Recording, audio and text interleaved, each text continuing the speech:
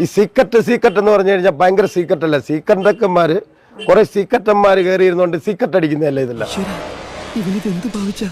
ഇവനെയൊക്കെ പോയി പണി നോക്കാൻ പറ. നീ വിട്ടു, ഇത് എനിക്കുള്ള പണിയാ. എങ്ങനെ പൊടച്ചു വിടുന്നവർക്ക് പലതും പറയാം. നമുക്ക് ഇതിനകത്തൊന്നും മറുപടിയില്ല. നാശത്തിലേക്കാ നിങ്ങൾ പോകുന്നത്. അത് ഞങ്ങൾ അങ്ങ് സഹിച്ചു.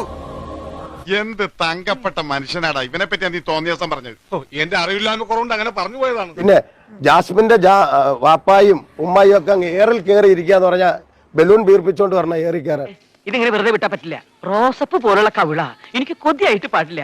ഞാൻ എന്ന് രണ്ടെണ്ണം പൊട്ടിച്ചിട്ട് ഓടിയിട്ട് വരാം. എന്നെ ഒന്ന് അനുഗ്രഹിച്ചേ. പിന്നെ ബേക്കറിയില് ജ്യൂസ് കുടിക്കുന്നുണ്ടെന്ന് സീക്രട്ടായിട്ട്. അത് അപ്പം നീ അവിടെ വെച്ച് ആളെ കൂട്ടിയിരുന്നെങ്കിൽ ഞാൻ പെട്ടേനെ.